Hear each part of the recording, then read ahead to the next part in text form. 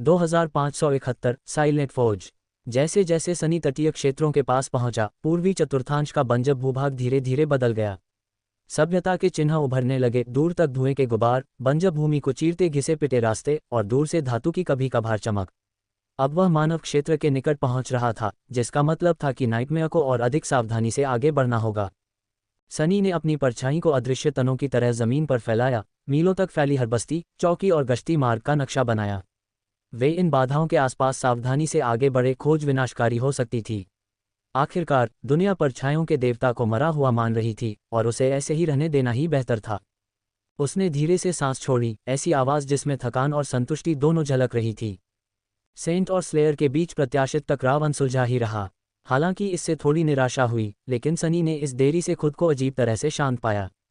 Nightmare की लयबद्ध चाल के साथ धीरे धीरे झूमते हुए उसने स्वयं को चिंतन के लिए एक शांत क्षण दिया। मैं कितनी दूर आ गया हूँ, तारांकन, उसने सोचा। उसकी शक्ति सभी अपेक्षाओं से बढ़कर बढ़ गई थी। सर्वोच्च पद उसका था और इसके साथ ही 4 सर्वोच्च छायाओं, संत, वध करने वाले, सर्प और राक्षस पर भी उसका नियंत्रण आ गया था। नाइटमेयर जल्द ही उच्च पदों पर पहुंच जाएगा और मिमिक ने भी पारलौकिक दर्जा प्राप्त कर लिया था। छाया सेना स्वयं जले हुए जंगल में अपने समय के दौरान फली फूली थी और अब इसके रैंकों में पवित्र स्तरीय छायाएं हैं। ऐसी जबरदस्त शक्ति, यह उस तरह की शक्ति थी जो आमतौर पर दैवीय प्राणियों के लिए आरक्षित होती है, नश्वर प्राणियों के लिए नहीं। झूठी विनम्रता का कोई मतलब नहीं था, उसके पास इतनी कच्ची शक्ति थी कि वह पूरी दुनिया को तहस नहस कर सकता था। अगर यह ईश्वरीय नहीं कहा जा सकता तो और क्या कहा जा सकता है? लेकिन ये तो मूल बात ही भूल गया, उसने मन ही मन कहा। केवल विनाश से देवत्व का निर्माण नहीं होता। कोई भी मूर्ख दूसरों द्वारा बनाए गए निर्माण को ध्वस्त कर सकता है। सच्चा देवत्व सृजन में निहित है, नए संसारों को अस्तित्व में लाने की चमत्कारिक क्षमता। और अपनी सारी शक्ति के बावजूद सनी संसारों का निर्माण नहीं कर सका। हालांकि वह असाधारण चीजें भी बना सकता था। डार्क सिटी की भट्टी की यादें जैसे ही उसकी छाती से टकराईं, उसकी उंगलियां मानो उमड़ पड़ीं। अपनी पहली छायाबद्ध मेमोरी बनाने में बिताए उन कठिन हफ्तों ने उसे लगभग तोड़कर रख दिया था। ये प्रक्रिया इतनी थका देने वाली थी कि वह अभी भी पूरी तरह से उबर नहीं पाया था, फिर भी नतीजों ने उसे गर्व से भर दिया। दुख का हर क्षण सार्थक है, उसने फुसफुसाते हुए कहा। माइंड वीव की सहायता के बिना यह उपलब्धि असंभव होती। खंडहर हो चुके गिरजाघर का विशाल हॉल अस्वाभाविक सन्नाटे में डूबा हुआ था।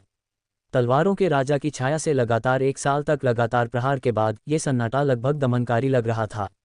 माइंड वीव के एकीकरण से अचेतन अवस्था में सनी की आत्मा में छाया सेना विलीन हो गई थी, जिससे पवित्र स्थान भयावह रूप से खाली हो गया था। सनी ने शायद ही इस शांति को महसूस किया। उसका ध्यान उसके ऊपर लटके जटिल मॉडल पर था, एक विशाल जादू का जाल जो फर्श से छत तक फैला हुआ था, जिसकी जटिलता देखने में आश्चर्यजनक थी। अब लगभग पूरा हो चुका है, उन्होंने छाया कार्य के पैटर्न का अध्ययन करते हुए कहा। ये बुनाई वर्षों के समर्पित प्रयास का प्रतीक थी। शुरुआती अवधारणाएं उनके आशीर्वाद के निर्माण के तुरंत बाद ही बन गई थीं, अनगिनत पुनरावृत्तियों के माध्यम से विकसित और परिष्कृत होती गईं। अधिकांश आधारभूत कार्य उनके हालिया पतन से पहले ही पूरा हो चुका था, लेकिन माइंड वीव ने अंतिम सैद्धांतिक संघर्षों को सुलझाने की कुंजी प्रदान की थी। बेशक यह अस्पष्ट मॉडल पूरी तरह से काल्पनिक ही रहा, सिद्धांत और व्यवहार अक्सर क्रूर रूप से भिन्न होते थे। फिर भी सनी को लगा कि वह इसके लिए पूरी तरह तैयार है। सही परिस्थितियों का इंतजार करना उसके लिए एक विलासिता थी जिसे वह बर्दाश्त नहीं कर सकता था। छायाबद्ध स्मृतियां सामान्य स्मृतियों से बिल्कुल अलग सिद्धांतों पर काम करती थीं। उनकी बुनाई गतिशील, विकास और अनुकूलन में सक्षम होनी चाहिए थी। इसके लिए ऐसे पैटर्न की आवश्यकता थी जो कठोर संरचना और जैविक लचीलेपन के बीच संतुलन बनाए रखें, एक विरोधाभास जिसे उन्होंने आशीर्वाद बनाते समय समझना सीखा था। स्पेल को अपने मूल डिज़ाइन में सुधार करते देख उसे अपनी स्वयं की छायाबद्ध रचना का प्रयास करने का आत्मविश्वास मिला। शुरू करने का समय आ गया है। तारांकन, निकट आ रहे ड्रीम स्पॉन के खतरे और वीवर के वंश के बचे हुए टुकड़ों ने एक ऐसी तात्कालिकता पैदा कर दी जिसे वह नज़रअंदाज नहीं कर सकता था। उसके आदेश पर जटिल छाया चित्र विलीन हो गया और वापस अंधेरे में बह गया। कुछ ही क्षणों बाद 3 आकृतियां छाया से उभरीं और उद्देश्यपूर्ण कदमों से भट्टी की ओर बढ़ती हुईं। स्वाभाविक रूप से उसके अपने अवतार एक जले हुए जंगल में रहा, जबकि 2 खोखले पहाड़ों के दक्षिण में नेफिस के साथ काम करते रहे। 4 जोड़ी हाथ ही काफ़ी होंगे। यहाँ तक कि भूले हुए तट के डार्क लॉर्ड ने भी इस प्रयास के लिए अपना सिंहासन त्याग दिया था, जिससे आइको को छाया कबीले के मामलों का प्रबंधन अकेले ही करना पड़ा। छाया फौज की विशाल निहाई खाली पड़ी थी, तलवारों के राजा की छाया उसके पीछे चुपचाप प्रतीक्षा कर रही थी। प्रत्येक अवतार ने अपनी एकत्रित सामग्री को श्रद्धापूर्वक देखभाल के साथ मौसम की मार झेल चुकी सतह पर रखा। आखिरी सामग्री एक स्पष्ट धातु की झनकार के साथ नीचे उतरी जिसने गिरजाघर की खामोशी को तोड़ दिया। सनी ने इकट्ठी की गई सामग्री की जांच की। शीतकालीन पशु की मृत्यु के बाद अनंत काल तक जमी बर्फ में सुरक्षित रखी गई परछाइयां, एक पॉलिश किया हुआ हाथी दांत का टुकड़ा, उस विशाल आत्मा सर्प की हड्डी जिसके अवशेष उसने छाया क्षेत्र में खोजे थे और बाद में स्लेयर के विरुद्ध इस्तेमाल किए थे, नीदर के हीरे के धागे का एक स्पूल जो आबनूस मीनार की गहराई से प्राप्त हुआ था, आधी रात के रेशम के धागे जो कठपुतली चलाने वाले के अपने हाथों से बुने गए थे, और अंत में 7 लोहे के छल्ले, केवल अंगूठियां ही नहीं बल्कि एक प्राचीन जंजीर की कड़ियां, वही बंधन जिनका उपयोग सूर्य देव ने होप को कैद करने के लिए किया था, जिस पर सनी ने आइवरी टॉवर के गेटवे हॉल में दावा किया था। एक महत्वपूर्ण घटक बचा रहा, उसका अपना खून। सनी ने एनविल की परछाई की ओर देखा और एक थकी हुई मुस्कान बिखेरी। मुझे आशा है कि आप इसके लिए तैयार हैं। इस काम के लिए दोनों से सब कुछ मांगा जाएगा। जल्द ही भट्ठी में आग की लपटें भड़क उठीं और निहाई पर हथौड़े की प्राचीन लय एक बार फिर गिरजाघर में गूंजने लगी। छायाबद्ध आकर्षण का निर्माण शुरू हो गया था। अपने लिए एक छायाबद्ध स्मृति गढ़ना आशीर्वाद गढ़ने से अधिक कठिन और आसान था। यह ज्यादा मुश्किल था क्योंकि इस बार सनी को मंत्र से कोई मदद नहीं मिलने वाली थी। ऐसा इसलिए था क्योंकि वह मंत्र का वाहक नहीं था और इसलिए उसे उसके श्राप को झेलने का कोई फायदा नहीं था। हालांकि वह किसी और के बजाय अपने लिए भी एक स्मृति गढ़ रहा था, इसलिए उसे मनचाहा परिणाम पाने के लिए जटिल तरकीबें ईजाद करने की जरूरत नहीं थी। आशीर्वाद गढ़ते समय सनी को गढ़ने की प्रक्रिया को वास्तविक दुनिया और नेफ के सपने के बीच बांटना पड़ा, लेकिन इस बार वह बस अपने आत्मा सागर में प्रवेश कर सकता था और वहां अपनी स्मृति की बुनाई बना सकता था। इसके अलावा उन्हें यह लाभ भी मिला कि वे पहले भी एक बार ऐसी ही उपलब्धि हासिल कर चुके थे। उसका एक अवतार आंवले की छाया में भट्टी पर काम कर रहा था, जबकि 3 और अवतार बैठ गए, अपनी टांगें क्रॉस करके और आंखें बंद कर लीं। ऐसा लग रहा था मानो वे ध्यान कर रहे हों, लेकिन वास्तव में वे उसके आत्मा सागर में मग्न थे। वहां से उसकी अप्रकाशहीन आत्मा के मौन विस्तार में उन्होंने छाया सार के धागों से एक विशाल और अथाह आकृति बुनी। उसके साथ अंधकार में छाया केंद्र उनके ऊपर काले सूर्यों की तरह जल रहे थे, जो दीप्ति के अभाव में स्थिर जल के शांत विस्तार को नहला रहे थे। इस स्मृति को गढ़ने की तैयारी करते हुए सनी को एक अनोखी बात पता चली। वह ये कि एक व्यक्ति की आत्मा से कितने अवशेष बंधे जा सकते हैं, इसकी एक सीमा होती है। ज्यादातर इंसानों के लिए ये सिर्फ एक ही होता है। आखिरकार ज्यादातर इंसानों के पास सिर्फ एक ही आत्मा होती है और वह एक से ज्यादा बुनाई के लंगर को समाहित नहीं कर सकती। हालांकि नेफिस और सनी जैसे लोगों के लिए ये सीमा ज्यादा उदार थी, शायद इसलिए कि वे तकनीकी रूप से इंसान नहीं थे। इसलिए सनी को जेड मेंटल और उस स्मृति जिसे वह आज गढ़ने जा रहा था, दोनों को अपने साथ बांधने का दुर्लभ सौभाग्य प्राप्त हुआ। हालांकि उसे यकीन नहीं था कि उसकी आत्मा किसी तीसरे को समाहित कर पाएगी, इसलिए उसे इस रचना में पूरी तरह से समर्पित होना पड़ा। डार्क सिटी के खंडहर गिरजाघर में उसने उस जंजीर की कड़ियों से ताबीज तैयार किया जिससे होप बंधी थी। इस बार ज्यादा गड़ाई और गलाने की जरूरत नहीं पड़ी। सनी चाहता भी तो उसे अपनी क्षमता पर भरोसा नहीं था कि वह 7 लोहे के छल्लों को पिघला पाएगा। उन्हें जंजीर से निकालना ही एक कठिन काम था, क्योंकि इसमें कामयाब होने के लिए उसकी सारी शक्ति और चतुराई लग गई थी। लेकिन सौभाग्य से उसे छल्लों का आकार बदलने या उन्हें पिघलाकर मिश्रधातु बनाने की जरूरत नहीं पड़ी। आखिरकार वह कोई हथियार नहीं गढ़ रहा था, वह एक ताबीज गढ़ रहा था। इसलिए इस पूरी प्रक्रिया में आदिम आत्मिक सर्प की हड्डी के टुकड़े और जमी हुई परछाइयों को बारीक धूल में पीसना, उसे अपने खून में मिलाना और फिर जंजीर की कड़ियों पर उससे लेप करना शामिल था। मुझे माफ करना, मुझे नहीं लगता कि आज आप हमारी कारीगरी से संतुष्ट होंगे। तलवारों के राजा की छाया ने कोई प्रतिक्रिया नहीं दी, बल्कि चुपचाप उसकी सहायता की। जैसे ही उन्होंने लोहे की कड़ियों पर जमी हुई परछाइयों, हड्डियों और अपने खून का मिश्रण चढ़ाया, सनी ने अपनी इच्छाशक्ति को ठंडी धातु में उंडेल दिया ताकि वह उसके इरादे और काले तरल में समाहित मौत के सार को सोख ले। असली गढ़ाई कहीं ऐसी जगह हो रही थी जहां कोई देख नहीं सकता था। उसकी इच्छाशक्ति हथौड़ा थी और दुनिया निहाय। प्रत्येक झड़प किसी भी भौतिक हमले से कहीं अधिक विनाशकारी थी, जिसने अस्तित्व के ताने बाने में हलचल मचा दी। उसके आत्मा सागर के अंधेरे विस्तार में 7 काले सूर्यों के चारों ओर एक भव्य बुनाई आकार ले रही थी। अब चूंकि सनी के पास मांस की बुनाई थी, इसलिए सार के तार अब उसकी उंगलियों को नहीं काट सकते थे, इसलिए उसका प्रत्येक अवतार जटिल पैटर्न बनाने में तेज और अधिक कुशल था। उसका मन विशाल और असीम प्रतीत होने लगा था, जो बुनाई के पूरे डिजाइन और उसकी अनंत जटिलता को समाहित करने में सक्षम था। और फिर भी सनी अभी भी तनाव महसूस कर रहा था। उसके कई चेहरों पर पसीने की बूंदें लुढ़क रही थीं। काम जिस डिजाइन की उसने सिर्फ कल्पना की थी, वह अब हकीकत बन रहा था। उसे उम्मीद थी कि यह टिकेगा, लेकिन वह जानता था कि इसके बजाय ये ढह भी सकता है। इस विशाल बुनाई के भारी बोझ तले कई जोड़ पहले ही उखड़ चुके थे और उसे तुरंत पैटर्न बदलना पड़ा। माइंड वीव ने भी इसमें मदद की, जिससे उसे तेजी से सोचने और ज्यादा संभावित समाधानों की कल्पना करने में मदद मिली। हालांकि जिन समस्याओं का वह सामना कर रहा था, उनका समाधान सिर्फ तेजी से सोचने से नहीं हो सकता था, उसे मात्रा से ज्यादा रचनात्मकता, ज्ञान और अंतर्दृष्टि की जरूरत थी, और माइंड वीव का उन पर कोई असर नहीं पड़ा। फिर भी वह अभी तक किसी उभरती हुई समस्या का समाधान करने में नाकाम नहीं हुआ था। समय धीरे धीरे बीतता गया और जैसे जैसे बीतता गया, वह और भी बोझिल होता गया। वह थका हुआ महसूस करने लगा। छायासार की धाराएं उसके क्षेत्र से उसकी आत्मा में और फिर उसकी आत्मा से बुनाई में प्रवाहित होने लगीं। उसकी इच्छाशक्ति और धातु की कड़ियों की ठंडी धातु और स्वयं संसार के बीच टकराव बिना रुके जारी रहा। उसके आत्मा सागर के अंधेरे आकाश को घेरने वाली बुनाई बढ़ती और फैलती रही, और जल्द ही उसके ऊपर की हर चीज को भर दिया। 1 घंटा बीत गया, फिर 1 दिन बीत गया, फिर कुछ और दिन। 7वें दिन एक छोटे भूकंप ने फॉरगॉटन शोर को हिला दिया। हाथ में रिपोर्ट लिए डार्क कैसल के सिंहासन कक्ष में खड़ी एको लड़खड़ा गई और उसने अपना पैर फर्श पर पटक दिया। अरे शांत हो जाओ, क्या हुआ? अपच हो गई है? लेकिन भूकंप के झटके जारी रहे और वे और अधिक हिंसक होते गए। भौहें चढ़ाते हुए वह हवा में उड़ी और खिड़की की तरफ उड़ गई। डार्क सिटी को देखते हुए एको को एहसास हुआ कि यह मिमिक की गलती नहीं थी, पूरा शहर कांप रहा था। उसकी नज़र खंडहर गिरजाघर पर पड़ी। एक अंधेरे चौराहे पर छाया कबीले के सदस्य, जो वहां प्रशिक्षण ले रहे थे, सीधे खड़े होने के लिए संघर्ष कर रहे थे। जून भी बाकी लोगों के साथ लड़खड़ा रही थी। फिर उसने तनाव भरे भाव से अपने मौन प्रशिक्षक की ओर देखा। अजीब बात यह थी कि सेंट पूरी तरह से शांत लग रही थी, अपना संतुलन आसानी से बनाए हुए थी, मानो जमीन में गड़ी हो। वह एक ऊंची, भव्य, खंडहरनुमा इमारत की ओर देख रही थी, जो दूर से आसपास की सड़कों से ऊंची दिखाई दे रही थी।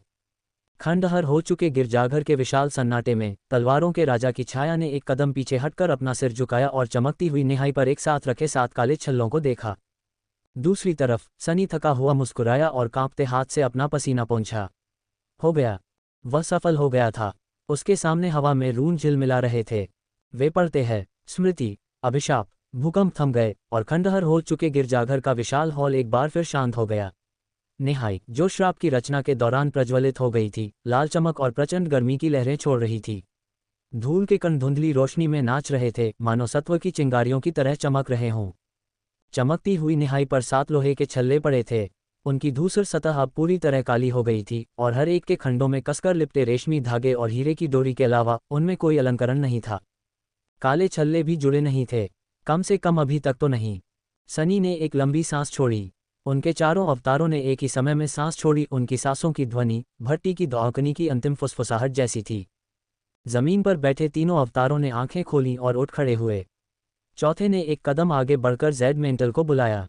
जैसे ही काले भयावह कवच ने सनी को एक जटिल कवच में जकड़ा, उसने अपने दस्ताने की पंजे जैसी उंगलियां आगे बढ़ाईं और एक अंगूठी उठा ली। यह उसकी हथेली पर पड़ा था और इसकी अधिकांश सतह पर भट्टी की लाल चमक में धूमिल चमक रहा था। उसने काफी देर तक उस पर विचार किया, फिर उसे अपनी छाती के बीचों बीच ले आया। अंगूठी काले कवच की चिकनी पत्थर जैसी सतह से टकराए और फिर उसमें समा गई और सनी के हृदय और बीस्ट कोर के सामने आकर रुक गई। अभिशाप को ज़ेड मेंटल द्वारा स्वीकार कर लिया गया और उसे अवशोषित कर लिया गया तथा उसने अंडरवर्ल्ड आर्मामेंट के सॉकेट में अपना स्थान ले लिया। जैसे ही सनी दूर तक रूनों का अध्ययन कर रहा था, उसके बाकी अवतारों ने एक एक काला छल्ला लिया और उसे अपने कवच में मिला लिया। बाकी 3 भी जल्द ही अपने इच्छित स्वामियों के पास पहुंच जाएंगे। अंत में छायाओं के स्वामी के 7 अवतारों में से प्रत्येक उनमें से एक को धारण करेगा। अभिशाप आशीर्वाद से अलग था और ज़ेड मेंटल से भी। सनी ने इसे अपनी पारलौकिक क्षमता को ध्यान में रखकर डिजाइन किया था। यह एक मिश्रित अवशेष था जो उसके स्वयं के जीवन के समान ही कार्य करता था। 7 वलय स्वतंत्र रूप से शक्तिशाली थे, लेकिन जब 2 या अधिक वलय एक साथ जुड़ जाते थे तो उनकी शक्ति उत्तरोत्तर बढ़ जाती थी। इसलिए अभिशाप अपनी चरम शक्ति तक पहुंच गया और उससे एक कदम आगे बढ़ गया जब सनी के सभी 7 संस्करण एक हो गए, ठीक उसी तरह जैसे वह हुआ था। इस तरह उसने इसे सीमित कर दिया था, इस शक्तिशाली स्मृति के डिजाइन में एक सशर्त दोष बुन दिया था। इस तरह उचित परिस्थितियों में इसकी शक्ति का स्तर अन्यथा की तुलना में कहीं अधिक था, जिससे अभिशाप अपेक्षा से कहीं अधिक शक्तिशाली हो गया। अवशेष को बांधें। सनी एक क्षण के लिए हिचकिचाया। किसी स्मृति को अपनी आत्मा से बांध पाना एक अद्भुत वरदान था, लेकिन इसका एक दूसरा पहलू भी था। किसी आत्मा से बंधा अवशेष उस आत्मा के किसी अंग से अलग नहीं था, बल्कि उसके बाकी हिस्सों की तरह ही अभिन्न था। इसलिए अगर अवशेष नष्ट हो जाता तो आत्मा को ठेस पहुंचती, शायद अपूरणीय क्षति भी। आत्मा अवशेष से उतनी ही बंधी हुई थी जितनी अवशेष आत्मा से, इसलिए ये चुनाव करते समय सावधानी बरतनी पड़ती थी। अवशेष द्वारा प्रदान किए जाने वाले लाभ उस अतिरिक्त भेद्यता के लायक होने चाहिए थे जो उसने पैदा की थी। यही कारण था कि मिथक और किंवदंतियां शक्तिशाली प्राणियों की कहानियों से भरी पड़ी थीं, जिन्होंने एक शक्तिशाली कलाकृति में अपनी क्षमता से अधिक कुछ डाल दिया और वही कलाकृति उनके लिए विनाश का कारण बन गई।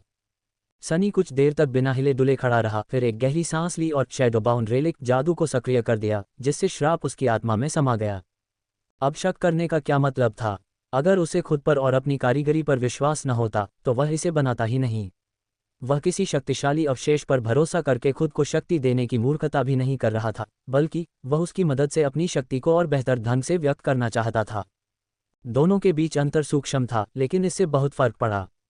जल्द ही हैंडी ब्रेसलेट ने एक बार फिर उसके कान में कहा, आपकी स्मृति नष्ट हो गई है, आपको एक विशेषता प्राप्त हुई है। मंद मंद मुस्कुराते हुए सनी ने अपने रून्स को बुलाया। सोचने पर पता चला कि उसने काफी समय से उन पर कोई ध्यान नहीं दिया था। झिलमिलाते रूनों पर लिखा था, नाम सनलेस, वास्तविक नाम, पद सर्वोच्च, वर्ग टाइटन, छाया कोड 7 7, छाया टुकड़े 7007000, यादें सिल्वर बेल, असाधारण रॉक, अंतहीन spring, weavers mask, shadow lantern, shadow chair, overprized saddle, weavers needle, nebulous mantle, handy bracelet, quintessence पल, डेफिनेटली नॉट मी।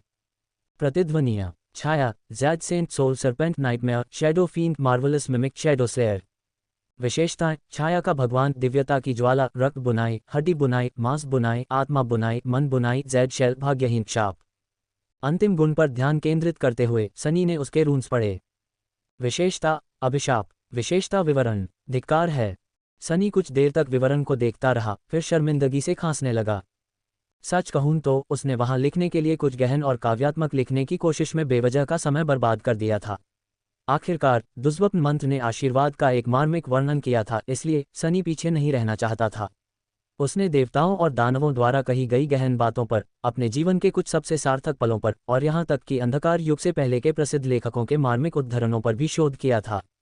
लेकिन जो भी वह लिख पाया वह या तो खोखला लग रहा था या फिर बहुत ही बेतुका। अंत में निराश और पूरी तरह थक जाने के बावजूद किसी वर्णन पर निर्णय न ले पाने के कारण वह क्रोध में आकर धिक्कार है कहने से स्वयं को नहीं रोक सका, और अपने हाथ हवा में ऊपर उठाने के बाद उन्होंने बस यही वर्णन लिख दिया। आखिरकार वह भी एक अभिशाप था, यद्यपि एक अलग प्रकार का। आशा करते हैं कि इन रूनों को कभी कोई नहीं देखेगा। शर्म से सिर हिलाते हुए सनी ने अपनी नज़र नीचे कर ली। वहां रून्स ने उसकी नई विशेषता के जादू को सूचीबद्ध किया। आशीर्वाद की तरह ही अभिशाप में भी 7 जादू थे।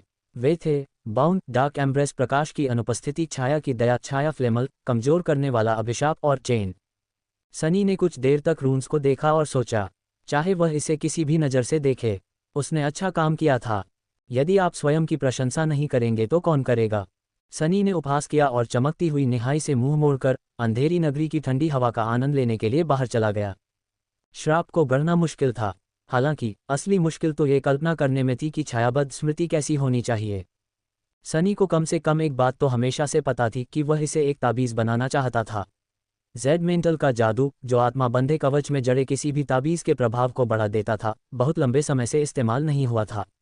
ये बात उसे हमेशा थोड़ी कचोटती रहती थी। साथ ही सनी जानता था कि वह बाहरी शक्ति पर बहुत ज़्यादा, या यूँ कहें कि बिल्कुल भी निर्भर नहीं रहना चाहता। यह एक ऐसा रास्ता था जो उसे फिलहाल तो बहुत फ़ायदे पहुंचा सकता था, लेकिन आगे चलकर उसे एक अंतहीन रास्ते पर ले जाएगा। आखिरकार उसका लक्ष्य भगवान बनना था, और भगवान शक्तिशाली औजारों में शक्ति नहीं ढूंढते, वे शक्ति थे। इसलिए जो भी आकर्षण वह बनाएगा उससे उसे अपने पहलू को अधिक प्रभावी ढंग से उपयोग करने में मदद मिलेगी, न कि उसे नई शक्तियां प्रदान करने में। आदर्श रूप से उसे अपने स्वयं के पहलू में मौजूद किसी भी अंधे स्थान को भी बंद करना था। लेकिन समस्या यही थी, एक तरह से सनी की सबसे बड़ी ताकत उसकी बहुमुखी प्रतिभा थी। वह हर काम थोड़ा थोड़ा कर सकता था, और वह भी अच्छी तरह से, इसलिए उसकी शक्तियों में कोई स्पष्ट खामियां नहीं थीं। इसका मतलब यह नहीं था कि ऐसा कोई नहीं था। उदाहरण के लिए उसके पास कमज़ोर दुश्मनों के बड़े समूहों से निपटने के लिए कोई कारगर हथियार नहीं था। नेफिस कमज़ोर दुष्वप्न जीवों के एक विशाल झुंड को एक ही विनाशकारी विस्फोट से भस्म कर सकता था, लेकिन सनी को उन सभी को हाथ से मारना होगा। सबसे अच्छी स्थिति में वह शैडो लीजन को युद्ध में भेज देगा। ऐसे और भी उदाहरण थे। इसलिए शाप के लिए उसने जो जादू टोने तैयार किए थे, उनका मकसद उसकी कुछ छोटी मोटी कमियों को पूरा करना था, साथ ही उसकी खूबियों को और भी उभारना था। बाउंड जादू अपने आप में स्पष्ट था, ये हर आत्माबद्ध या छायाबद्ध स्मृति का मूल जादू था जो उसे अपने स्वामी के साथ बढ़ने की अनुमति देता था। जेड मेंटल और आशीर्वाद दोनों में भी यही जादू था। हालांकि जब अन्य 6 जादू की बात आई तो चीजें और अधिक दिलचस्प हो गईं। अभिशाप की 2 अवस्थाएं थीं, एक निष्क्रिय और एक सक्रिय। इसे स्वतंत्र रूप से बुलाया जा सकता था, लेकिन आदर्श रूप से अभिशाप केवल तभी सक्रिय होता जब सनी जेड मेंटल को बुलाता, और इसलिए परिणामस्वरूप ये हमेशा अंडरवर्ल्ड आर्मामेंट द्वारा संवर्धित होता। डार्क एम्ब्रेस की एकमात्र ऐसा जादू था जो शाप के निष्क्रिय अवस्था में काम करता था। यह एक पोषण देने वाला जादू था जो उसकी आत्मा के सार को अवशोषित करके उसकी आत्मा की काली लपटों की शक्ति को बढ़ाता था। परिणामस्वरूप लपटों ने क्षतिग्रस्त छायाओं और घायल छायाओं की तेजी से मरम्मत की, जिससे वे युद्ध में जल्दी लौट सकते थे। इसने उसे जीवित प्राणियों को छूकर उनके दर्द को कम करने की क्षमता भी प्रदान की। छाया देवता आखिरकार सांत्वना के भी देवता थे, और मृत्यु के भी। इसलिए सनी ने एक पैटर्न तैयार किया जिसे उन्होंने दर्द निवारक कहा, और इसे डार्क एम्ब्रेस के व्यापक ताने बाने में पिरोया। हालांकि अगर वह खुद के प्रति ईमानदार था तो उसे जादू के उस हिस्से को पूरा करने में बहुत अधिक समय और प्रयास लगा था, शायद उससे भी अधिक समय और प्रयास जो डार्क एम्ब्रेस को पूरा करने के लिए मुख्य रूप से अपेक्षित था। बेशक उसकी वजह समझना आसान था। एक खास इंसान था जिसका दर्द सनी कम करना चाहती थी, भले ही उसने कभी इसके लिए कहा न हो और न ही खुद कभी उस बोझ से राहत पाने की कोशिश करे। नेफिस ने अपनी कमजोरी की पीड़ा सहना सीख लिया होगा, लेकिन सनी उसे ये सब सहते हुए देखने को तैयार नहीं था। इसलिए उसे उम्मीद थी कि उसे कम से कम उसके आलिंगन में थोड़ी राहत तो मिलेगी। अभिशाप के अन्य 5 मंत्रों का उपयोग केवल सक्रिय अवस्था में ही किया जा सकता था। प्रकाश का अभाव सबसे सीधा था। यह उस जादू का एक संशोधित संस्करण था जिसे उसने एरियल के खेल में इवनिंग स्टार बनाने के लिए डिज़ाइन किया था, एक जादू जो अब सेंट का था। इवनिंग स्टार ने सेंट को तब बढ़ाया जब वह चारों ओर से अंधकार से घिरी हुई थी। उसके आसपास जितना अंधकार था उसे उतनी ही अधिक वृद्धि प्राप्त हुई। प्रकाश की अनुपस्थिति का भी यही कार्य था, लेकिन इसके लिए निर्धारित शर्त सनी के आसपास के अंधकार से नहीं, बल्कि उसके आसपास की परछाइयों की गहराई से जुड़ी थी। अंतर सूक्ष्म था लेकिन प्रभावशाली था। आखिरकार परछाइयां प्रकाश की अनुपस्थिति से ही बनती हैं, और जब कोई शक्तिशाली प्रकाश स्रोत पास होता है तो अक्सर और भी गहरी और स्पष्ट दिखाई देती हैं। इसलिए प्रकाश की अनुपस्थिति सनी को सच्चे अंधकार में कोई शक्ति प्रदान नहीं करती। हालांकि जब वह साधारण अंधकार या तीव्र परछाइयों और दीप्तिमान प्रकाश से घिरा होता है तो यह उसे सशक्त बनाती है। छाया की दया श्राप का मुख्य मंत्र था। इसका कार्य भी सीधा साधा था, लेकिन हालांकि यह कार्य सनी को अपने आप में एक शक्तिशाली वरदान देता था, लेकिन इसका असली उद्देश्य छायाबद्ध मंत्र के 2 अन्य मंत्रों के साथ मिलकर काम करना था। छाया की दया ने उसकी इच्छाशक्ति की मृत्यु गुणवत्ता को बढ़ा दिया। इसने सनी को और अधिक घातक बना दिया, और वह भी किसी अन्य तरीके से नहीं बल्कि स्वयं घातकता के कारण। इस लिहाज से ये सरपेंट की स्लेइंग ब्लेड क्षमता के समान था। हालांकि परिणाम तो वही था, लेकिन कारण अलग था। सर्प अपने ब्लेड से कटने वाले शक्तिशाली प्राणियों की इच्छाशक्ति को दबाने और आंशिक रूप से अनदेखा करने में सक्षम था। हालांकि छाया की दया ने सनी की हत्या करने की इच्छाशक्ति को और बढ़ा दिया। इस सब का असली सौंदर्य दोनों के बीच का अद्भुत तालमेल था। दुश्मन की इच्छाशक्ति को दरकिनार करके और सनी की अपनी मृत्यु इच्छा को और अधिक अत्याचारी बनाकर दोनों के बीच की खाई और भी चौड़ी हो गई। तो स्लेइंग ब्लेड और छाया की दया के संयोजन ने वास्तव में उसे मृत्यु का अवतार बना दिया। मृत्यु का अवतार। हालांकि शाप को डिजाइन करते समय सनी के दिमाग में सिर्फ यही तालमेल नहीं था। छाया ज्वाला जादू बहुत ही खूबसूरत था। इसकी प्रेरणा नेफ की आत्मा ज्वाला से ली गई थी, लेकिन किसी स्पष्ट रूप से नहीं। सनी और नेफिस इस मायने में समान थे कि वे अपनी निष्क्रिय क्षमता से खुद को या अपने हथियारों को बढ़ा सकते थे। हालांकि उनके संवर्धन की प्रक्रिया एक सूक्ष्म लेकिन महत्वपूर्ण तरीके से भिन्न थी। सनी के पास 7 छायाएं थीं, जबकि नेफिस के पास आत्मा ज्वाला का एक ही भंडार था। इसलिए सनी द्वारा प्रदान की जाने वाली वृद्धि 7 भागों में विभाजित थी, जबकि नेफिस को किसी भी अनुपात में स्वतंत्र रूप से विभाजित किया जा सकता था। वह अपनी सारी ज्वाला खुद को और अधिक शक्तिशाली बनाने में लगा सकती थी, उसका 1/3 अपने पास रख सकती थी और बाकी सब अपने हथियार में डाल सकती थी। या फिर इसे 10 लाख कमजोर वरदानों में विभाजित कर सकती है तथा इसे अपने क्षेत्र से जुड़े 10 लाख लोगों के साथ साझा कर सकती है। सनी ऐसा नहीं कर सकता था, लेकिन शैडो फ्लैमेल के साथ वह ऐसा कर सकता था, और इससे वह न सिर्फ खुद को बल्कि अपनी शैडो लीजन को भी सशक्त बना सकता था। बेशक उसकी 7 परछाइयों के विस्तार को 10 लाख परछाइयों में बांटने से हर एक परछाई उतनी ज्यादा मजबूत नहीं होगी, लेकिन कुछ हजार अभिजात वर्ग इससे बहुत फर्क पड़ सकता है। यह विशेष रूप से सच था क्योंकि रैंकों के बीच का अंतर तेजी से बढ़ता गया। इसलिए जहां 1000 पारलौकिक छायाओं को सनी के 1000वें हिस्से की वृद्धि से कोई खास फायदा नहीं होगा, वहीं 1000 जागृत छायाओं को काफी फायदा होगा। सनी को छाया ज्वाला से बहुत उम्मीदें थीं। इसका एक और उपयोग भी था जो श्राप के अगले जादू से निकटता से जुड़ा था। कमजोर करने वाला श्राप ही था जिसने छायाबद्ध आकर्षण को उसका नाम दिया था। इसका कार्य बहुत सरल था, जिसका अर्थ यह नहीं था कि इसकी सुंदर बुनाई को डिजाइन करना आसान था। वास्तव में उस एक जादू को बनाने में सनी की सारी प्रतिभा लगी थी, लेकिन परिणाम इसके लायक था। कमजोर करने वाले अभिशाप ने उसकी निष्क्रिय क्षमता के प्रभाव को उलट दिया। अपनी परछाइयों को स्वयं के चारों ओर, अपनी स्मृतियों, अपनी परछाइयों या अपने छायाओं के चारों ओर लपेटकर उन्हें बढ़ाने के बजाय इसने उसे अपने शत्रुओं के चारों ओर लपेटकर उनकी शक्ति को खत्म करने की अनुमति दी। कमजोर करने वाले अभिशाप ने सनी को अपनी कथित क्षमताओं की सीमाओं को चुनौती देने की शक्ति प्रदान की। उसकी अव्यक्त सुप्त क्षमता छाया हेरफेर की थी, जिसने उसके अधीन अमूल्य छायाओं को उसे बल प्रदान करने में सक्षम बनाया, न केवल उस पर बल्कि उसके अधीन वस्तुओं और उसके क्षेत्र के अधीन संस्थाओं पर भी अपना प्रभाव बढ़ाया। इसी तरह जब भी कमजोर करने वाला हेक्स सक्रिय होता तो उसकी परछाइयों के ठंडे शिकंजे में जकड़े लोगों की ताकत कम होती जाती। स्वाभाविक रूप से ये प्रभाव समय के साथ बढ़ता गया। जैसे सनी की शक्ति हर उस परछाई के साथ बढ़ती गई जो उसे मजबूत बनाती गई, वैसे ही उसके प्रतिद्वंद्वियों की ताकत भी हर उस परछाई के साथ कम होती गई जो उन्हें अपनी गिरफ्त में लेती गई। युद्ध के ऐसे भी हालात थे जहां अपनी ताकत बढ़ाने से ज्यादा फायदेमंद साबित हुआ विरोधी की ताकत को कम करना। कौन सा रास्ता चुनना है, ये तय करने के लिए सोच समझकर और समझदारी से काम लेना जरूरी था, क्योंकि किसी खतरनाक दुश्मन को उसकी परछाई के साथ गले लगाना शायद ही कोई जोखिम मुक्त रणनीति होती। यहाँ तक कि एक घातक प्रतिद्वंद्वी को कमजोर करने वाले हैक्स के साथ चिन्हित करने के खतरों को अलग रखते हुए इस अभिशाप का व्यावहारिक मूल्य सबसे अच्छे रूप में स्थितिजन्य प्रतीत होता है और शायद सबसे खराब रूप में संदिग्ध है, विशेष रूप से जब सनी की जन्मजात शक्तियों के खिलाफ तौला जाता है। फिर भी कमजोर करने वाले हैक्स ने दो कारण छुपाए कि यह जितना दिखता था उससे कहीं अधिक भयानक था। पहला था अंडरवर्ल्ड आर्मामेंट, दूसरा शैडो एम्बर और शैडोज मसीह के साथ सामंजस्य में था। साथ में छाया एम्बर छाया की दया और कमजोर हैक्स। प्रत्येक मंत्र की अपनी खूबियां थीं, लेकिन उनकी असली ताकत संयुक्त होने पर सामने आती थी। शैडो एम्बर ने सनी को अपनी परछाइयों के सशक्तिकरण को विशाल संख्या में फैलाने में सक्षम बनाया। इसका मतलब था कि एनफीबलिंग हैक्स भी इसी तरह अनगिनत पीड़ितों को पीड़ित कर सकता था। कौन कह सकता था कि उसे सिर्फ 7 दुश्मनों को या किसी एक ही खतरनाक दुश्मन को 7 बार शाप देना था।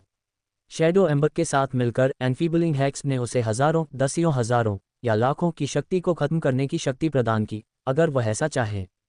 लेकिन यह अंत से बहुत दूर था। सनी और उसकी परछाइयां आपस में गुंथी हुई थीं, दोनों उसकी इच्छा शक्ति के वाहक थे। उनके द्वारा बढ़ाए या घटाए गए सभी प्राणी उससे जुड़े रहे और ऐसे रास्ते बनाते रहे जिनके जरिए वह अपनी मृत्यु इच्छा को प्रवाहित कर सके। और निस्संदेह यह मृत्यु इच्छा स्वयं छाया की दया द्वारा बढ़ाई गई थी। ये सभी शैडो एम्बर से बढ़ावा, एनफीबलिंग हैक्स का भयावह निकास और शैडो के मर्सिल का निर्दयी निष्पादन अंडरवर्ल्ड आर्मामेंट की उपस्थिति से और अधिक बढ़ गए थे। संक्षेप में, अगर सनी अपनी परछाइयों की वृद्धि को 1000 भूतों के साथ साझा करने का फैसला करता तो उनका वरदान उसके वरदान से भी बढ़कर होता। अगर वह 1000 दुर्लभ प्राणियों को कमजोर कर देता तो उनकी कुल शक्ति का नुकसान उससे मिलने वाली शक्ति से कहीं ज्यादा होता। उनकी मृत्यु वसीयत भी खगोलीय रूप से बढ़ी। यह इतना शक्तिशाली था कि उसकी मात्र हत्या की मंशा कमतर श्रेणी के प्राणियों को भी मार सकती थी। ये नेदर की घातक इच्छा की धुंधली, दूर की प्रतिध्वनि को याद दिलाती है जिसने एक बार ग्रेट रिवर के तूफान में सनी की जान ले ली थी। नेफिस एक ही जोरदार धमाके से दुर्लभ जीवों के एक समूह को नष्ट कर सकता था। फिर भी शैडो एम्बर, एनफीबलिंग हैक्स और शैडोज मसीह के बीच के जबरदस्त तालमेल के साथ सनी को अब ऐसे प्रदर्शनों की जरूरत नहीं थी। उनकी मृत्यु की इच्छा करना ही पर्याप्त था और उनके निष्प्राण रूप बिना किसी कारण के नष्ट हो जाते। माना कि नेफिस के विनाशों ने अभी भी और भी ज्यादा विनाश किया, लेकिन अब सनी लगभग उतना ही प्रभावशाली प्रदर्शन कर सकता था, एक ऐसा उपाय जो उसने अपने अन्यथा उल्लेखनीय रूप से बहुमुखी पहलू की स्पष्ट कमजोरियों की भरपाई के लिए तैयार किया था। जो व्यक्ति स्वयं को मृत्यु का शासक कहता है उसके लिए यह बात बिल्कुल उपयुक्त है न? अपने सामने फैले प्राचीन शहर के घने अंधेरे को देखते हुए सनी के होठों पर एक हल्की सी मुस्कान तैर गई। जिन कारणों का वह ठीक ठीक पता नहीं लगा सका, उन्हें क्षण भर के लिए दिव्य अनुभव हुआ। हैक्स द्वारा प्राप्त कर्तव्य जरूरी नहीं कि उसकी सामान्य शक्तियों से ज्यादा महान हो, बस अलग थे। फिर भी एक नज़र और एक इच्छा के अलावा किसी और चीज से हत्या करने की क्षमता नश्वर ज्ञान से कहीं परे एक शक्ति की तरह महसूस हुई। यह एक ऐसी कृपा थी जो केवल उन्हीं के लिए थी जो देवत्व और मानवता के बीच की रेखा पर खड़े थे। बेशक सनी ने पहले भी कुछ ऐसा ही किया होगा, हालांकि सीमित रूप से। यह अवसर की कमी थी और इच्छा की कमी थी अपनी मृत्यु इच्छा को पूरी तरह से नश्वर लोगों पर प्रकट करने की, साथ ही निम्न श्रेणी के दुर्लभ प्राणियों के साथ मुठभेड़ों की कमी थी जिसने उसे इसका उपयोग करने से रोक रखा था। सनी ने गहरी सांस छोड़ी। ऐसा लगता है कि वे हमेशा अत्यधिक शक्तिशाली लोगों से ही लड़ते हैं। ये सच है कि वह स्वयं भी इस नियम के अपवाद नहीं थे। अंततः श्राप का अंतिम जादू शेष रह गया।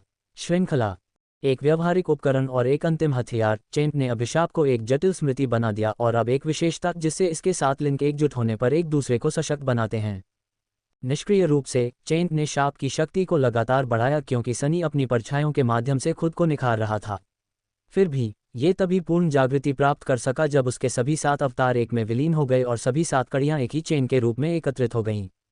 सक्रिय होने पर चेंट ने अपने व्यक्तिगत लिंक के बीच एक शक्तिशाली प्रतिध्वनि उत्पन्न की जिससे उनकी संयुक्त शक्ति प्रत्येक भाग के योग से कहीं अधिक हो गई। अभिशाप के भीतर प्रत्येक जादू को शक्ति का एक भयानक उछाल प्रदान किया। इस जागृत अवस्था में चेंट के पास एक द्वितीयक शक्ति भी थी। इसे किसी लक्ष्य को शारीरिक रूप से बांधने के लिए बुलाया जा सकता है, चाहे वह वस्तु हो या दुश्मन। यहाँ चेंट स्थायित्व के सार को मूर्त रूप देती है। इससे यह आक्रमण और बचाव दोनों के लिए समान रूप से व्यवहार्य हो गया। ये किसी भी दुर्जय शत्रु को फंसा सकता है। वैकल्पिक रूप से ये सनी को भी बांध सकता था, उसके अस्तित्व की एक झलक को वास्तविकता के ताने बाने में बांध सकता था। उसके शरीर को बाद में चाहे कितना भी नुकसान पहुंचाया जाए, जब तक चेंट सक्रिय रहेगी वह अपने पूर्व रूप में लौट आएगा। यही बात उसकी आत्मा, मन और भावना पर भी लागू होती है। इसलिए यदि उसे छाया नृत्य का उपयोग करने की आवश्यकता हो और इस प्रक्रिया में खुद को खोने का जोखिम हो, सिद्धांत रूप में चेंट उसे वापस बांध सकती है। यह एक जीवन रेखा की तरह काम करता था जिसने सनी को कम से कम तब तक अपने साथ बांधे रखा जब तक कि उसने अपना असली नाम वापस नहीं पा लिया। यही उसकी आशा थी। फिर भी उच्चतर स्तरों और अमूर्त शक्तियों से जुड़ी सभी अवधारणाओं की तरह सटीक परिणाम अप्रत्याशित थे। जादू के रहस्यों को उसके रचयिता तक समझ नहीं पाए। फिर भी सनी को चेंट से एक अजीब सा लगाव था। जब से वास्तविकता से उसके सारे निशान मिट गए थे, उसका अस्तित्व लगातार कमजोर और क्षणभंगुर होता जा रहा था। अब वह भाग्य से बंधा नहीं था और मानवीय संबंधों के नाजुक धागे लगभग टूटकर बिखर गए थे। वह अब दुनिया से जुड़ा नहीं था। तो जंजीर उसके लिए लंगर बनकर खड़ी हो गई, एक ऐसा औजार जिसके जरिए वह खुद को अस्तित्व में मजबूती से सुरक्षित रख सकता था। अब वह हवा जैसी तुच्छ चीज की दया पर निर्भर एक क्षणभंगुर भ्रम नहीं था। एक शांत सांस छोड़ते हुए सनी मुस्कुराया और जेड मेंटल को वापस खींच लिया, जिससे अभिशाप उसकी आत्मा की गहराई में वापस चला गया। वर्षों की योजना और इस शानदार बुनाई की श्रमसाध्य कारीगरी के बाद उन्होंने अंततः अपना स्वयं का छायाबद्ध अवशेष गढ़ा था।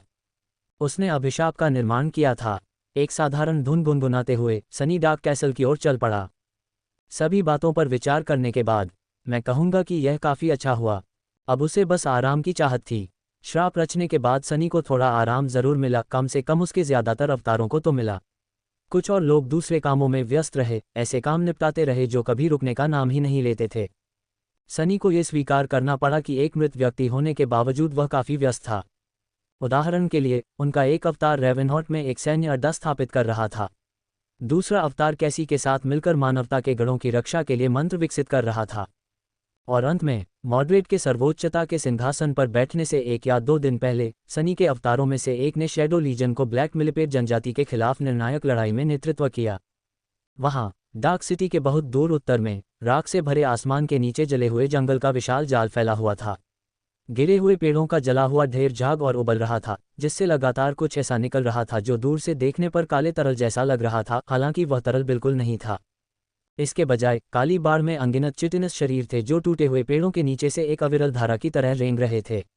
अब जब लड़ाई काली कनखजूरे जनजाति के घोंसलों के पास पहुंच गई तो उसकी 6 बची हुई रानियों ने उस दुष्ट आक्रमणकारी का विरोध करने के लिए अपना सब कुछ झोंक दिया और जमीन के हर मीटर के लिए खौफनाक चालाकी और क्रूरता से लड़ने लगीं। हालांकि आज पिछले कुछ सप्ताहों से हर दिन की तरह भयावह कनखजूरों की घातक बाढ़ का सामना हुआ। ऐसा इसलिए था क्योंकि एक अलग तरह की महामारी जली हुई उलझन के विशाल विस्तार में फैल रही थी जो उसकी गहराई में छिपी हुई थी। जला हुआ जंगल चूहों के प्रकोप से ग्रस्त था। पहले तो वहां एक ही चूहा था, चूहे की परछाई भर। हालांकि वह चूहा कोई साधारण चूहा नहीं था, वह तो सभी चूहों का राजा था, अपनी पवित्र महिमा के साथ। सनी द्वारा पहली बार जले हुए जंगल में बुलाए जाने के कुछ ही हफ्तों बाद चूहा राजा एक महामारी की तरह फैल गया था। वह छाया सेना द्वारा मारे गए काले कनखजूरों को खा रहा था और जब कोई खाने वाला नहीं बचा तो काले जंगल को ही कुतर रहा था। जब चूहों की संख्या पर्याप्त हो गई तो पवित्र छाया उन्हें अकेले ही चीर-फाड़ करने में सक्षम हो गई, जिससे उसकी वृद्धि दर और बढ़ गई। अब तक विचित्र कनखजूरों की बाढ़, विशाल उलझन की जली हुई शाखाओं और टूटे हुए पेड़ों के तनों पर दौड़ते चूहों के उबलते हुए शरीरों के सामने लगभग बौनी हो गई थी। ऐसा लग रहा था मानो जले हुए जंगल के बीचों बीच दो भयानक ज्वार की लहरें टकरा रही हों, जिससे जानवरों जैसी चीखों का भयानक कोलाहल मच रहा हो और दुनिया पर अकल्पनीय स्तर की हिंसा टूट पड़ी हो। अनगिनत चूहों को उनके तीखे जबड़ों से चीर डाला गया, रेंगते हुए काइटिन जैसे जीवों ने कुचल दिया और तेजाब में घोल दिया गया। साथ ही अनगिनत कनखजूरों को उनके छोटे छोटे दांतों से चीर फाड़ दिया गया, कीड़ों के ढेर के नीचे दबा दिया गया और अंदर से खा लिया गया। सनी ने जले हुए पेड़ के विशाल अवशेषों से लड़ाई को देखा और मुंह बनाया। वह एक चूहे के साथ खेल रहा था जो उसकी उंगलियां काटने की कोशिश कर रहा था। कितना अप्रिय दृश्य है। उसके होठों पर एक गहरी मुस्कान खेल रही थी। चूहा राजा बढ़ रहा था, जो एक अच्छी खबर थी, भले ही उसके अस्तित्व को बनाए रखने का तनाव उसके सार के भंडार को और भी ज्यादा कमजोर कर रहा था। उसके अपने रैंक के शेड्स या सनी से कमजोर शेड्स उसे ज़रूरत से ज़्यादा स्पिरिट एसेंस प्रदान करते थे, लेकिन पवित्र शेड्स अलग थे। अपने आत्मा सागर के अंधेरे विस्तार से उन्हें बुलाना उसकी इच्छा और सार दोनों के लिए कठिन था, इसलिए वह केवल एक को ही बुला सका। लेकिन यहाँ जले हुए जंगल में चूहा राजा के लिए ये सब सार्थक था, जहाँ उसके पास अपेक्षाकृत कमजोर दुश्मनों की लगभग अंतहीन संख्या थी, न केवल इसलिए कि चूहों की संख्या लगातार बढ़ रही थी, बल्कि इसलिए भी कि इसका मतलब था एक ही पत्थर से दो पक्षियों को मारना। जब चूहा राजा ने काले कनखजूरों को खाया तो उसकी शक्ति बढ़ गई। साथ ही खाए गए कनखजूरों की छायाएं छाया सेना में शामिल हो गईं, जिससे वह और भी शक्तिशाली हो गई।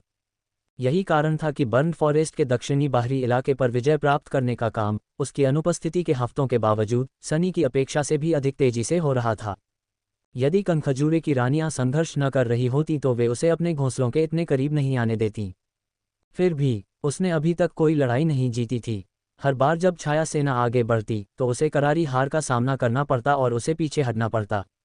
फिर सनी को अपने पर्दों के ठीक होने तक कई दिनों तक इंतजार करना पड़ा, जब तक कि वह काले कनखजूरे कबीले के महान तानाशाहों के पीछा से बच नहीं निकला, जिन्हें बहुत पहले ही समझ आ गया था कि इन मूक आक्रमणकारियों को खत्म करने का सिर्फ एक ही तरीका है, उनके स्वामी को मारकर खा जाना। काश इन बेचारे प्राणियों को पता होता कि जहां से वह आया है वहां उसके जैसे 6 अन्य लोग भी हैं। उनका संघर्ष निराशाजनक था। छाया सेना बार बार अंधेरे से उभरी, चाहे उसे कितनी ही बार नष्ट और मिटा दिया गया हो। इससे भी बुरी बात यह थी कि हर बार वह और भी ज्यादा मजबूत और संख्या में लौटी। आखिरकार हर लड़ाई में मारे गए या चूहे राजा द्वारा भस्म किए गए कनखजूरे खामोश परछाइयों की कतार में शामिल हो गए। अब तक एम्बर क्वीन काले कनखजूरे जनजाति के महान तानाशाह की छाया अपनी भयावह प्रजाति के ज्यादा सदस्यों पर अपनी 6 बची बहनों से भी ज्यादा शासन कर चुकी थी। सनी ने गहरी सांस ली और चूहों के झुंड को धीरे धीरे कनखजूरों के सागर में डूबते देखा। ऐसा लग रहा था कि चूहों का राजा संघर्ष कर रहा है। दूर दूर तक 6 कनखजूरे रानियों के मायावी रूप उनके कष्टदायक बच्चों के उबलते समूह के पीछे छिपे हुए थे। ये समय है। उसने इधर उधर देखा। अचानक उसे अपने दूसरे अवतार की संगति की याद आ गई। अब जब सनी अकेला था तो उसके पास बात करने के लिए भी कोई नहीं था। बेशक अपने अन्य अवतारों से बात करना स्वयं से बात करने से भिन्न नहीं था, इसलिए वह ऐसा कर सकता था। उसने आह भरी। उद्धरण चिन्ह ... भगवान आपकी मदद करें। इसके साथ ही सनी एक छाया में बदल गई। उसकी छाया बढ़ती गई, दुनिया को घेरती गई, और फिर उसमें से एक अंधकार में सेना उभरी। ब्लैक मिलिपेट जनजाति ने भले ही सनी और उसकी छाया सेना के सामने बहुत सारी जमीन छोड़ दी हो, लेकिन फिर भी यह संख्या में बड़ी और डरावनी थी। वास्तव में उसके अलावा लगभग किसी के लिए भी डरावनी से भी ज्यादा। वहां भ्रष्ट दुष्वप्न जीवों का एक अंतहीन सागर था, 6 महात्याचारी और उनके शक्तिशाली योद्धाओं का एक घातक दल, महादैत्य और विशाल दानव, जिनके चमकदार काले काइटिन चमकीले और भयानक डिजाइनों से सजे थे। वहां राक्षस भी थे, जिनमें से कुछ तो दर्जनों मीटर लंबे थे। ये भयावह शक्ति पृथ्वी को तहस नहस करने और उसके मरते हुए विस्तार में रहने वाले हर इंसान को निगल जाने के लिए पर्याप्त थी। काली कनखजूरा जनजाति दुष्वप्न की श्रृंखला द्वारा दुनिया पर छोड़े गए दुष्वप्न प्राणियों की पूरी श्रृंखला से कहीं ज्यादा भयानक थी, शायद आखिरी कुछ द्वारपालों को छोड़कर। लेकिन फिर भी कनखजूरा रानियों की संख्या उनके पक्ष में थी। सनी अकेले राक्षसी जनजाति का सामना कर रहा था। यह कोई संयोग नहीं था कि शैडो लीजन को अनगिनत कड़वी हार का सामना करना पड़ा था, और यहाँ तक कि उसका अपना शैडो शेल भी इन भयावह दुष्टों द्वारा कई बार नष्ट किया जा चुका था। हालांकि इससे कोई फर्क नहीं पड़ता था। देर सवेर ब्लैक मिलिपेट जनजाति शैडो लीजन का हिस्सा बनने वाली थी, और उनकी जीतों का लंबा सिलसिला अंततः एक अंतिम हार के साथ समाप्त होने वाला था। सनी को यकीन नहीं था कि आज ऐसा होगा। जब चूहे राजा विशाल कनखजूरों के विशाल झुंड से भिड़ रहा था, सनी की परछाई से मौत की सेना उभरी। सबसे पहले सेंट नाइटमेयर पर सवार होकर प्रकट हुई। उसने अकल्पनीय हिंसा के दृश्य को ठंडेपन से देखा, फिर अपनी काली तलवार उठाई और उसे अपनी ढाल के किनारे पर 2 बार मारा। मानो उत्तर देने के लिए अंधेरे से छायाओं का एक समुद्र उभरा और आगे बढ़ गया। फिर आगे बढ़ते हुए शैडो लीजन 2 भागों में विभाजित हो गया। बाएं विंग की कमान सेंट के पास थी, जिन्होंने मूल छायाओं का नेतृत्व युद्ध में किया। उनके पीछे सर्प राजा डेरॉन और उनकी बेटी विंडफ्लावर की छायाएं, एरियल के खेल के हिमभेड़िए, निंदा के असुर और गॉडग्रेव में सनी द्वारा अर्जित अन्य सर्वोच्च छायाएं, उनके द्वारा मारे गए 7 सौंग संतों की छायाएं, सोलवेन की जुड़वां छायाएं, अंटार्कटिका में उनके द्वारा मारे गए उन घृणित प्राणियों की शक्तिशाली छायाएं और अन्य। उनमें से अधिकांश तलवारों के राजा की छाया से निर्मित काले हथियारों से सशस्त्र और कवचबद्ध थे। काले इस्पात और नारकीय ज्वाला से बनी विशाल आकृति, जो फिएंग थी, संत के साथ युद्ध में भी गई। सर्प भी उसके साथ था, जो जली हुई उलझन के पार गोमेद शल्कों की नदी की तरह बह रहा था। छाया सेना का दाहिना पंथ काले काइटिन का एक प्रवाह था, जो असंख्य कनखजूरों से बना था। इसका नियंत्रण एम्बर क्वीन के हाथ में था, जिसका अलौकिक रूप उसके राक्षसी सैनिकों के उबलते समूह के पीछे छिपा था। स्लेयर मायावी सर्वोच्च तानाशाह के कवच पर सवार था, जो भूतिया कोहरे के झुरमुटों से घिरा हुआ था। छाया सेना एक विस्तृत संरचना में फैल गई तथा चूहे राजा और राक्षसी मिलीपेडों के विशाल झुंड के बीच संघर्ष के भयानक वधशाला से आगे बढ़ गई।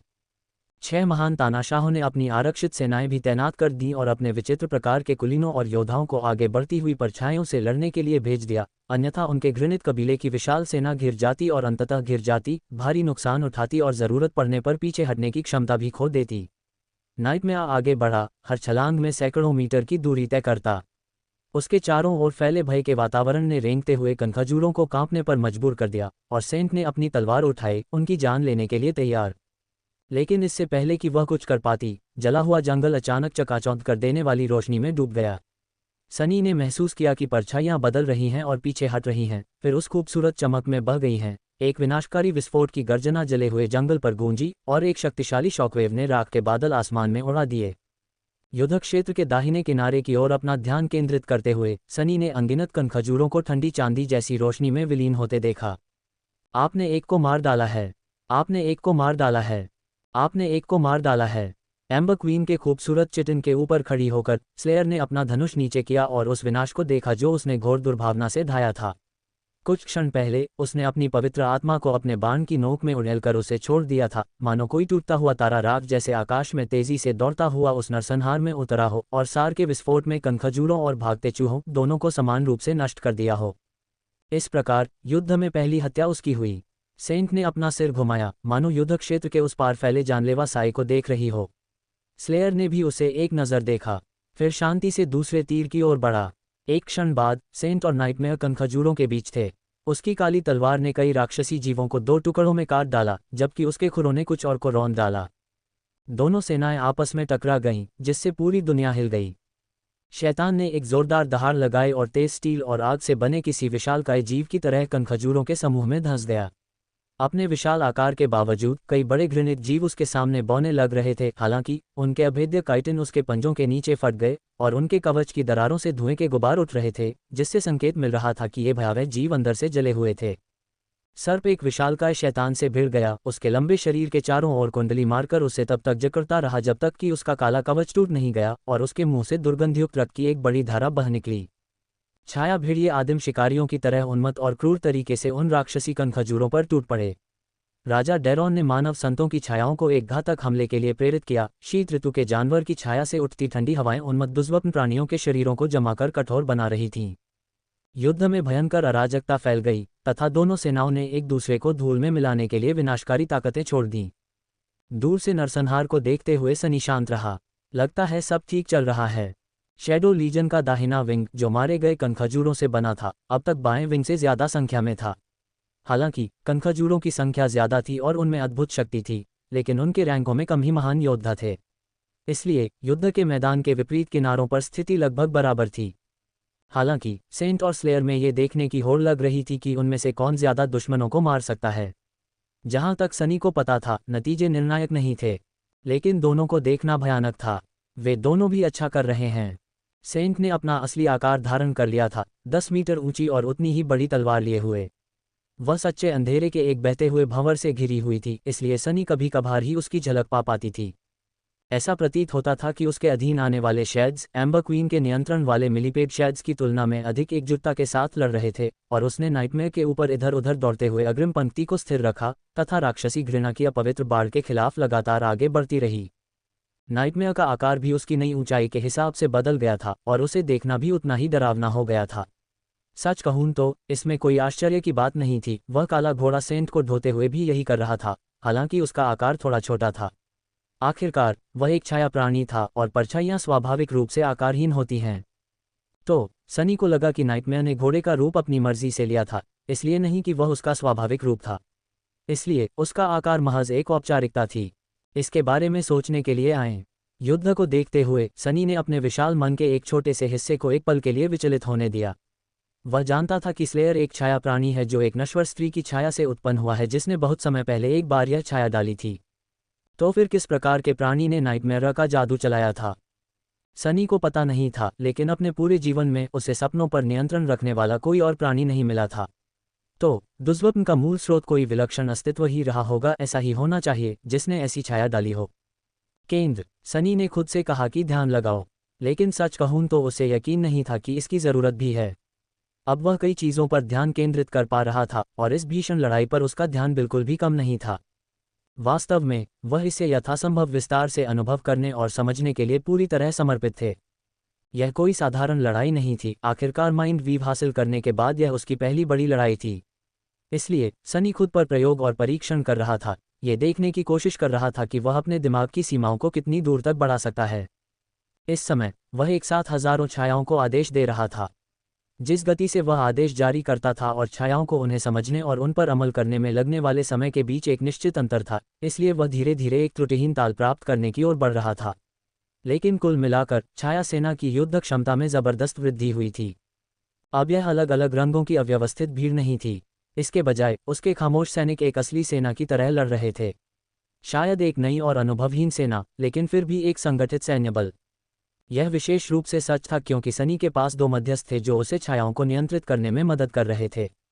सेंट और एम्बर क्वीन दोनों उसकी इच्छाशक्ति और छाया सेना के सेनापतियों के वाहक के रूप में काम करते थे, जिससे उसका बोझ हल्का होता था और उसकी सेना उसके नियंत्रण के प्रयासों का बेहतर ढंग से जवाब देती थी।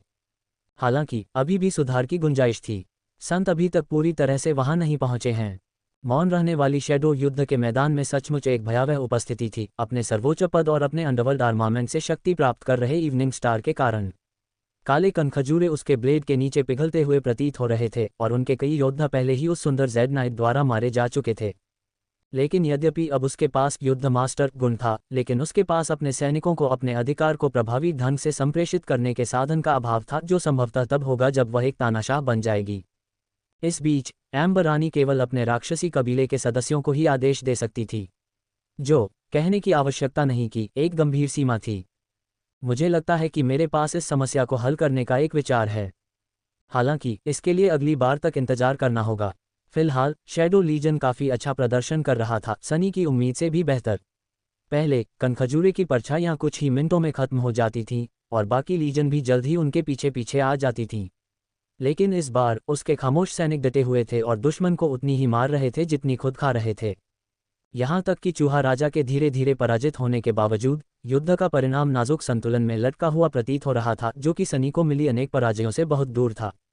अंतर को नज़रअंदाज करना असंभव है।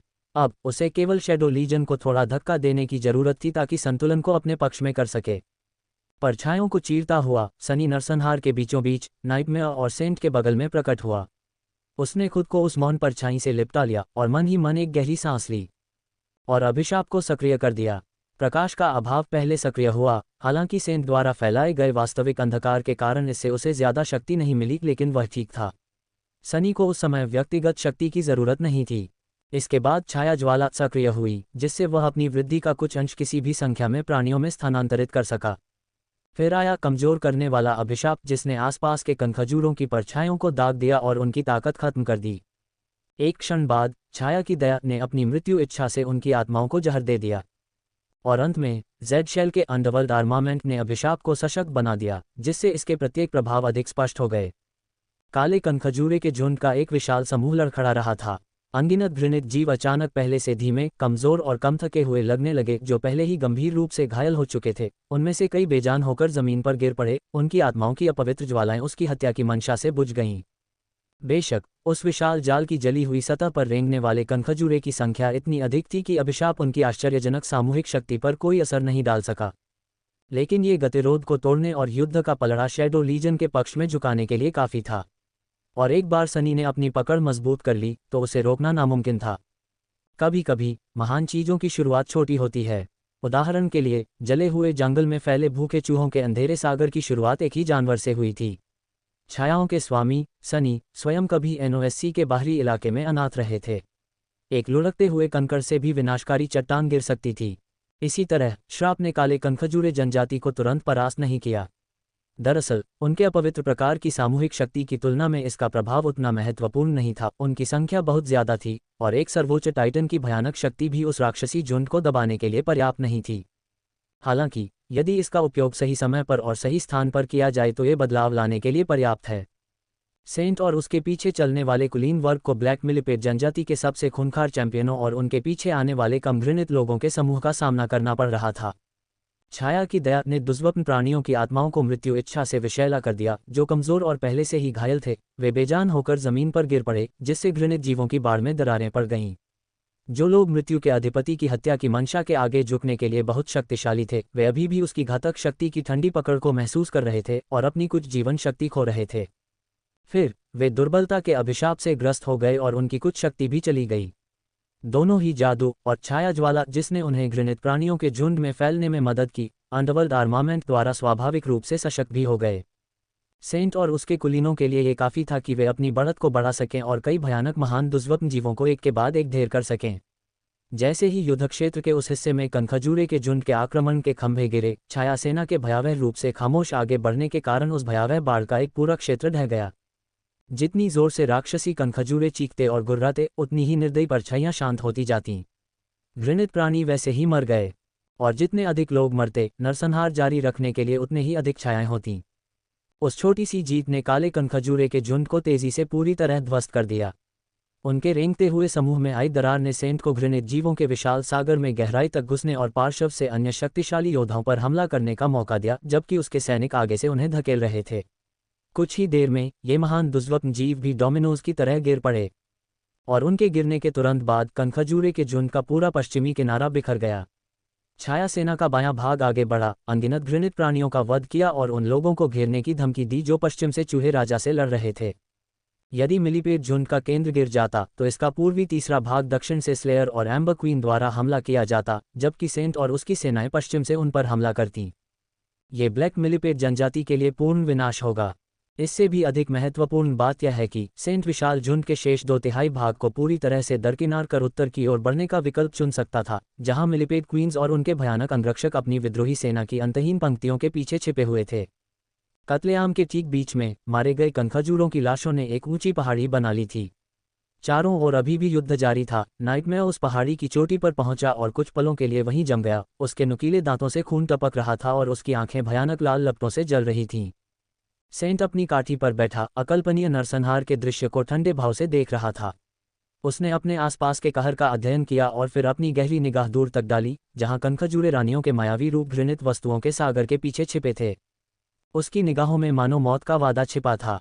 युद्धभूमि में कहीं और फियन ने एक गहरी सांस ली और फिर अपनी चारों बाहें फैलाते हुए आगे की ओर झुका। उसके नारकीय मुंह से गरजती हुई लपटों का एक विशाल प्रवाह फूट पड़ा, जिसने सैकड़ों छोटे कनखजूरों को भस्म कर दिया और उनके काले काइटिन को पिघलाकर कीचड़ में बदल दिया।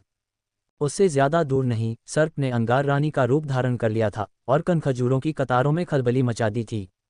उस महाविनाश के मायावी रूप को तुरंत ही अनगिनत शत्रुओं ने घेर लिया, लेकिन वह वर्तमान और भविष्य के बीच के क्षणभंगुर क्षण में छिपकर उनके पंजों और जबड़ों से बच निकला। एक महादैत्य गिर पड़ा, जिसे सोलवेन की जुड़वां परछाइयों ने गिरा दिया। कहीं और राजा डेरॉन और सोम संतों की परछाइयां बिखरी हुई काली चिटिन के एक विशाल क्षेत्र से घिरी हुई थीं।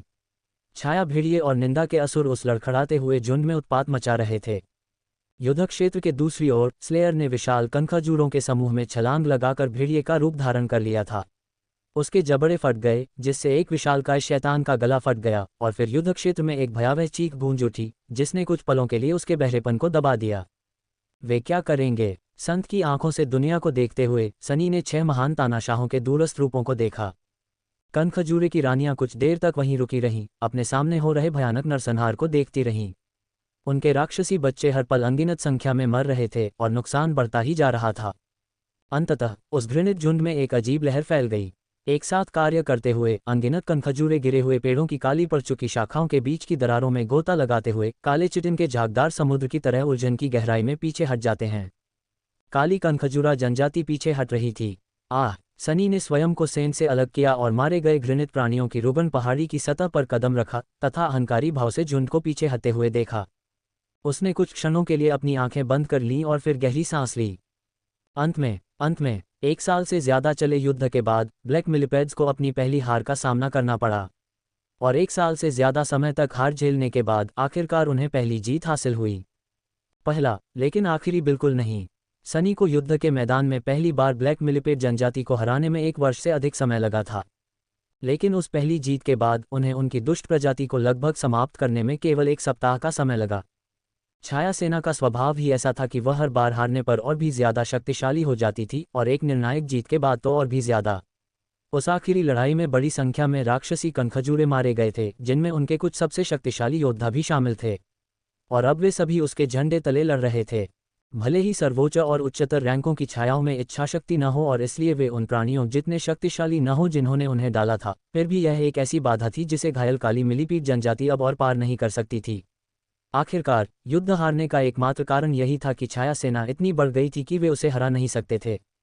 शायद अगर कनखजूरे की रानी ने पूरी ताकत से हमला करने का फैसला किया होता और खुद युद्ध में उतरी होती तो भी वे परिणाम बदल सकते थे, लेकिन तब भी इससे अपरिहार्य को टाला ही जाता। हो सकता है कि जले हुए जंगल में कहीं और ऐसे प्राणी हों जो छाया को हमेशा के लिए मिटा सकते हों, या जिनके पास छाया सेना का किसी तरह से मुकाबला करने के लिए अपवित्र शक्तियां हों।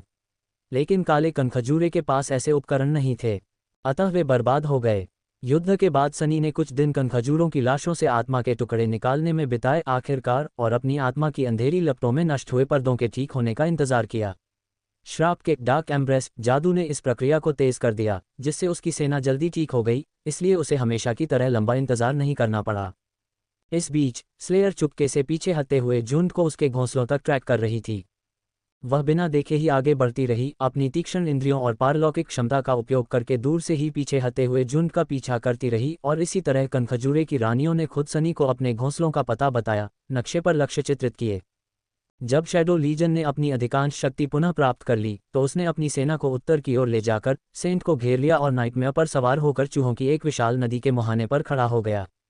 सच तो यह है कि सनी युद्ध के मैदान को पीछे छोड़कर खुश था, हालांकि इससे आत्मा के टुकड़े प्राप्त करना बहुत आसान हो गया था, लेकिन चूहे राजा को मरे हुए कनखजूरों पर कई दिनों तक दावत करते देखना एक बहुत ही भयावह दृश्य था। काली कनखजूरे जनजाति ने अपने संघर्ष की निराशा के बावजूद अपने क्षेत्र की रक्षा के लिए डटकर प्रयास किया। कनखजूरे की रानियों ने छाया सेना से कुछ और बार लड़ने की कोशिश की, लेकिन हर बार उनकी निर्णायक हार हुई, और हर बार पिछली हार से भी ज्यादा विनाशकारी। जब आमने सामने की लड़ाई जीतना नामुमकिन साबित हुआ तो उन्होंने अलग रणनीति अपनाई, भयंकर घात लगाकर हमले किए और सनी और उसके साथियों को अनगिनत छोटी मोटी झड़पों में उलझा दिया। ये रणनीति ज्यादा मुश्किल साबित हुई, लेकिन फिर भी उसकी बढ़त को रोकने में नाकाम रही। सच कहूं तो सनी को कनखजूरे की रानियों को कुछ श्रेय देना ही होगा। उसने शायद ही कभी ऐसे दुर्लभ जीवों को देखा हो जो खुद पर इतना नियंत्रण रख पाते हों। दुर्लभ जीव शायद ही कभी पीछे हटते हों। जटिल रणनीतियां लागू करना तो दूर की बात है, भले ही उनके पागलपन भरे हमलों से बचने की कोई संभावना न हो, लेकिन इससे भी ब्लैक मिलिपेट जनजाति को कोई मदद नहीं मिली। घात लगाकर हमला करने से शैडो लीजन की बढ़त नहीं रुकी, और लगातार झड़पें भी उसे रोक नहीं पाईं। अंततः उनका प्रतिरोध पूरी तरह से टूट गया। कनखजूरे रानियों ने आखिरी बड़ी लड़ाई तब लड़ी जब शैडो लीजन उनके 7 घोंसलों में से पहले घोंसलों तक पहुंची। वहां तबाह होने के बाद कनखजूरे का झुंड बिखर गया और भाग गया, फिर कभी इकट्ठा नहीं हुआ। सनी ने घोंसलों को जला दिया और अपने चींटों के साथ साथ चूहा राजा को भी पूरी ताकत से शिकार पर भेज दिया। अगले कुछ दिनों में अनगिनत कनखजूरों का पीछा किया गया और जले हुए जाल की गहराई में उन्हें मार डाला गया। इस बीच सनी खुद कुलीन चींटों की मुख्य शक्ति के साथ कनखजूरे रानियों का पीछा करता रहा। स्लेयर की मदद से वह कभी भी उनका रास्ता नहीं भूला। आखिरी घोंसले तक पहुंचने से पहले 5 और घोंसले नष्ट कर दिए गए। सनी को उम्मीद थी कि मिलिपेट क्वींस अपनी आखिरी सांस तक इसकी रक्षा करेगी, और वह एक घातक घेराबंदी करने के लिए तैयार थी। हालांकि अंत में उसने बिना किसी युद्ध के अंतिम घोंसले पर कब्जा कर लिया और अपने दूसरे गढ़ पर दावा ठोक दिया। वह बचे हुए महान तानाशाहों को भी नहीं मार पाया।